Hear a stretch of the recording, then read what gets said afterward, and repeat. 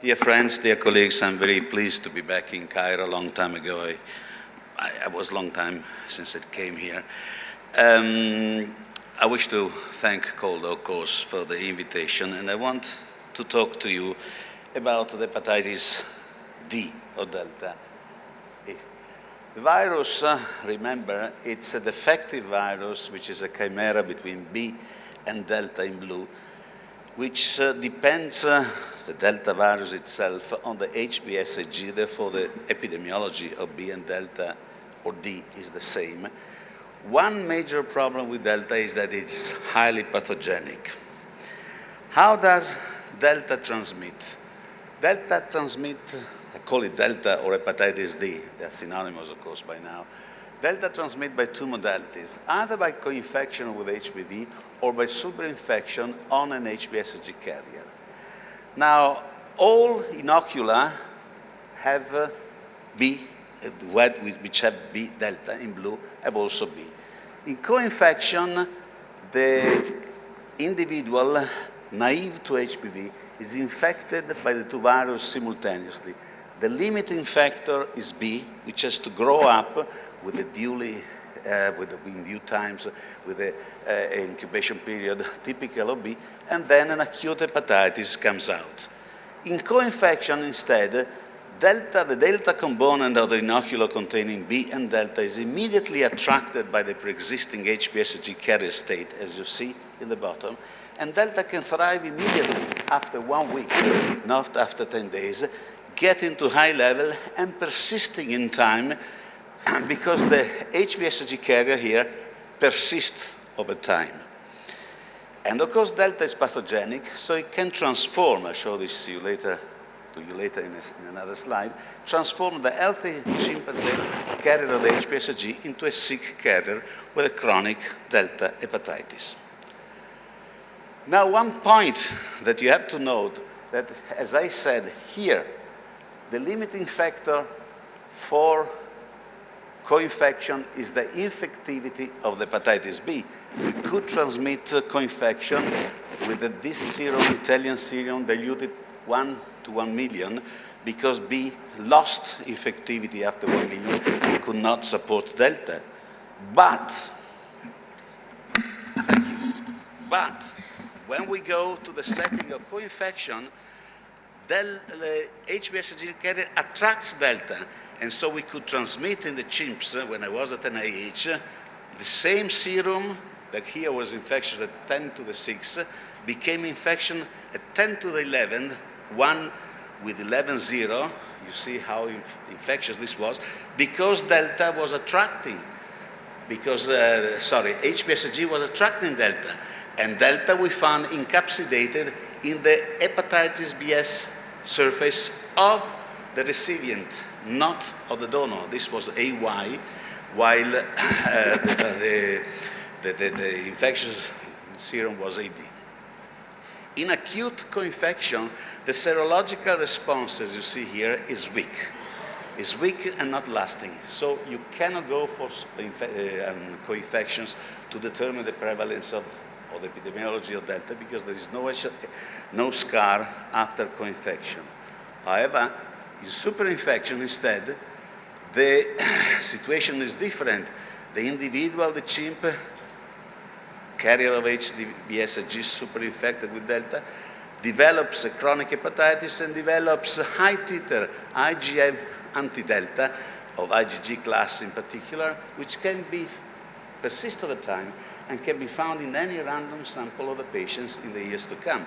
So it is the superinfected carriers of HBsAg which is the only reliable source of information on the prevalence of HPV. However, not all carriers are equally suitable for epidemiological screening. Why? Because if this is the natural history of B, chronic B, asymptomatic HBsAg carrier, chronic HBV hepatitis of all sorts, when Delta comes over this picture, it transforms asymptomatic HBsAg carriers into patients with chronic Delta HBsAg positive disease, and it aggravates chronic HBsAg positive disease. because, as I said, Delta is highly pathogenic, and upon superinfection, 90% of the people become chronic carriers of Delta and chronic carriers of a disease, which is Delta disease. So, sorry to explain you all of this, but it's important to understand that HDV is more pathogenic than HBV. In fact, chronic hepatitis D, and this has been demonstrated in all clinical studies, drives to cirrhosis within 5 to 10 years in 70% of the cases of the superinfected patients, with the risk 3 times higher in B delta than in B monoinfection. What is the corollarium in practical terms and in epidemiological terms? That anti-HD, the antibody by which we screen infection for Delta, increases significantly along the severity of the chronic HPSG, HCV hepatitis. So if you had to look for Delta, its antibody is lowest in asymptomatic carriers. They would not have Delta if they are asymptomatic. They have the antibody as by past infection resolved, and highest in advanced cirrhotic disease. This point must be clear when you look for the epidemiology of Delta. And this is shown by the prevalence of the antibody in different categories of HBsAg carriers. If you go to blood donors, in Italy in '83 when HDV was endemic, in Iran recently, in Uzbekistan last year, you have that the prevalence of anti-Delta, not as a sign of active infection, but as a sign of past infection, in the few, the small minority, about 10% of superinfected patients who resolve Delta superinfection, varies from 5 to 8%. But if you go to cirrhosis, you see that the same antibody in the same populations, not of blood donors, but of cirrhotic population, is found in 51% of the patients at the time in Italy before vaccination, in Iran in 65%, and to our surprise last year, we found that Delta is present in 80% of 3,000 cases of HBsAg cirrhosis collected in Tashkent in the last 3 years, something which was completely unknown only 2 years before. So, the conclusion is, if you have to test for Delta, because superinfections converts healthy HBsAg carrier into HBsAg carrier with chronic hepatitis D, and it accelerates the course of the liver disease in HBsAg carriers who had already some sort of liver disease, then the epidemiology of anti-Delta, as measured by the only marker available, is best evaluated in HBsAg carriers with advanced liver disease, not in healthy or asymptomatic HBsAg carriers, not at blood banks, not at pregnancy clinics, not in the general population, not in outpatients clinic where Delta severe cases can be diluted in lesser severe cases of HBsAg carrier. So this is the antefact, of course, which I needed to tell you. Now let's see what is the prevalence of Delta in Africa that I could collect. It's completely erratic, completely insufficient, more or less clustered than real prevalence, but I'll show what the data are. This is Africa, and as far as we know, and this has been reported also this morning, the highest prevalence of the infection, high, intermediate, and low, high, is in West East Africa, Central Africa, and South Africa, much less in North Africa. What I'm showing to you now are the data. I'll be rapid on this, but these are a series, these are patients that have been collected in a recent publication by Dr. Doe in North Africa, divided for category type of patients, number tested, and prevalence of anti-D. In blue are the patients who have been collected in low-risk situations.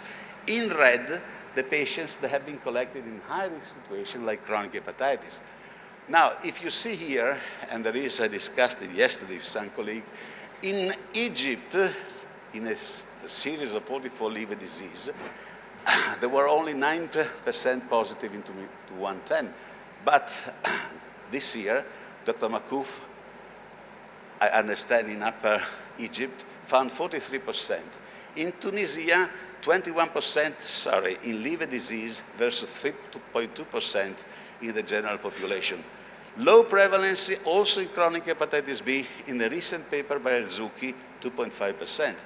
But if we go to Mauritania, 33% versus lower, distinctly lower prevalence. And then if we go to Algeria, to Morocco, to Sudan, we conclude that there is no delta. But if you look at the population where this has been studied, is a population at low risk of delta because they're not sick, severely sick. I don't know if there is, there may as well be no delta at all in Algeria and Morocco, but I don't think that this rules out the fact the infection can be there. If we go on this reasoning, in West Africa, Senegal, 20% in red in HBsAg carrier in hepatology clinics, Nigeria, 19%, very low prevalence in Gambia, Mali, recently, Burkina Faso, and Benin. But here again, you see that all in blue are carriers collected at convenient situation where the prevalence of anti-delta would be low for the reasons I told you, because they're not sick. The monster of the situation is Central Africa, which has one of the highest HBsAg prevalence. In the Central African Republic, the prevalence in hepatocellular carcinoma, always note limited series, because this is the story throughout Africa, has been 52%, 41% more recently, versus a low prevalence in pregnant women and students. In Cameroon, however, and in Gabon, in the general population, in the general rural population, this is an enormous figure, 47% of 1,928 individuals tested in rural areas by Butler are positive for Delta, and the same happens in Gabon with 27.7 patients positive for Delta. So it's an erratic, as I said you, prevalence, mostly based on very small series, but conclusion cannot be drawn, and if you take conclusion from what you see at the blood bank or the women clinics, you say there is no Delta. This may be true, but it has to be proved in the HBsAg carriers with severe liver disease, because this is where you would find Delta. Look what happens in Cameroon, in the paper by Butler. The large majority of the patients with Delta, these are the age groups, would be patients in their 2 to 7 year old, and then 18 to 40 years old, the seropositive. So there's a major infection outbreak in young patients. This resembles what we had found 30 years ago in the Amazon basin. Early infection with HPV in infancy, superinfection as a secondary event in adolescent, and then they become cirrhotic at 25, 26 years. The question is that Dr. Butler has explained this pattern of diminution through age, possibly with the clearance of cure, the way a resolution of Delta. I doubt. I think that the diminution throughout age is because there is an extreme high mortality, juvenile mortality, in patients with Delta in Cameroon. So cirrhotic patients to be tested preferentially, but also go on different areas of the country. This is Gabon, and we have seen this in Pakistan, we have seen in Iran, where there had been excellent series studied, and what you see is that the prevalence of Delta may vary, largely depending on the area. In Gabon, oh, good. I thought I didn't have the key, but I have it. In Gabon, it's on the north. I don't know if you can see, it's 66.1% prevalence versus other areas, which is 10% or 5%. Of course, you have to consider rural versus urban. It's much more likely the rural population are more HBsAg positive than the urban population. It's much more likely that hygienic condition, that the social condition, the environmental condition are worse in the rural population and make it easy to transmit Delta, which, remember, is extremely infectious in the setting of the HBsAg carrier. So it's extremely infectious if he finds an adequate population of HBsAg carrier. Studies by the French have shown that all genotypes, but in particular genotype 5 to 8, are present in Africa. We don't know nothing about the clinical evolution of 5 to 8 genotypes. Probably it's the same as the 1 to 5, but this is an open question. How do these genotypes influence hepatitis D? And it can only be studied in this area. Finally, and last in my screening here, it appears that East and South Africa have the least prevalence of Delta from very scattered evidence, however. In Ethiopia, there is this paper I was discussing before with a colleague of 12.7% in chronic liver disease of 2017. Possibly understand it's an area of Ethiopia which is a high prevalence of HPSG. In Somalia, in the mixed population, there were 25% versus chronic liver disease, a recent paper by Carles, 43.6%. By the way, all this data I recover from Stockdale, as the one before I recovered from Doe. I can give you the reference, except the most recent one when I put the reference aside. Nothing in Mozambique but blood donors. Nothing in Botswana, but Botswana has no Delta, but 9 patients tested which were pregnant and nothing has.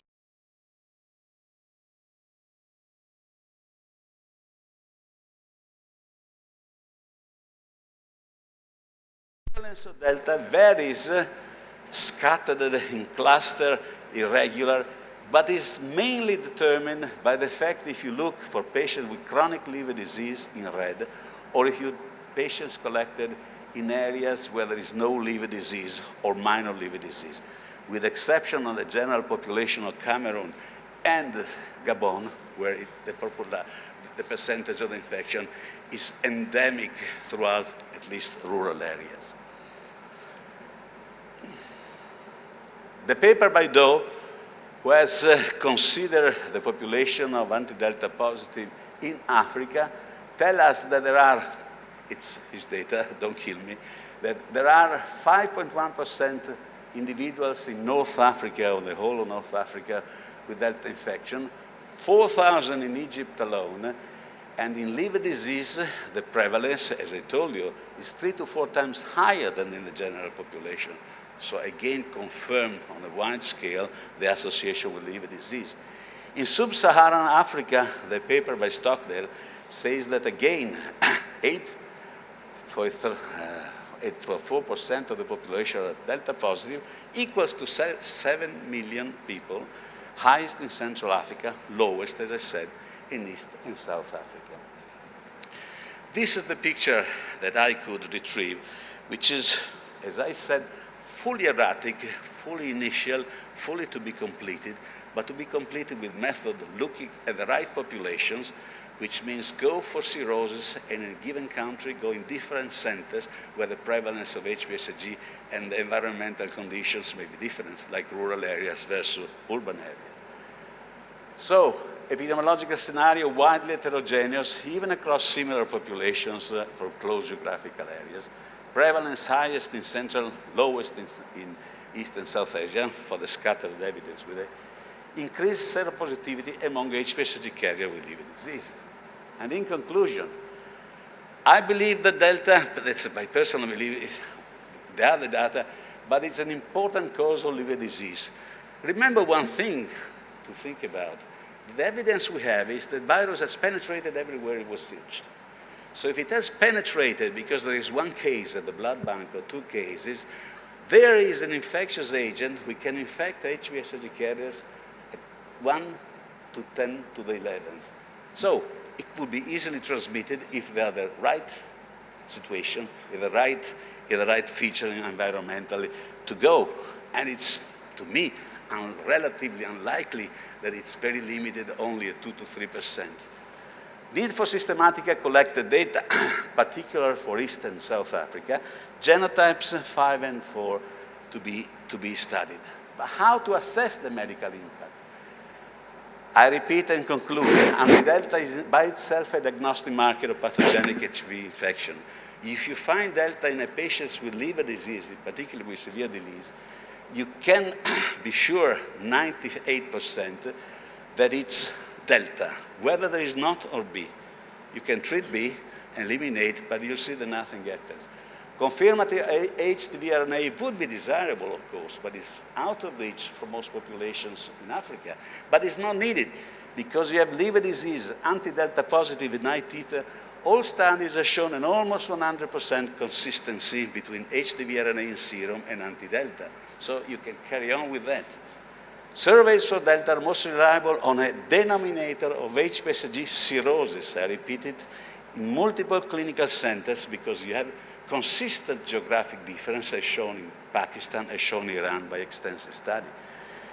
Convenient screening in asymptomatic, without overt liver disease at least, in HPSG carrier, blood banks, pregnancy centers, general population, are bound to underestimate the impact of HCV. I don't say that this means that where they found low prevalence, there is a high prevalence, look at HPSG carrier. What I'm saying is that to be sure that there is no delta, you have to go to the blood bank, but then go also at the clinic and get a good number of HPSG carrier with severe liver disease in particular, because if delta would be at the highest prevalence and easy to retrieve. Thank you.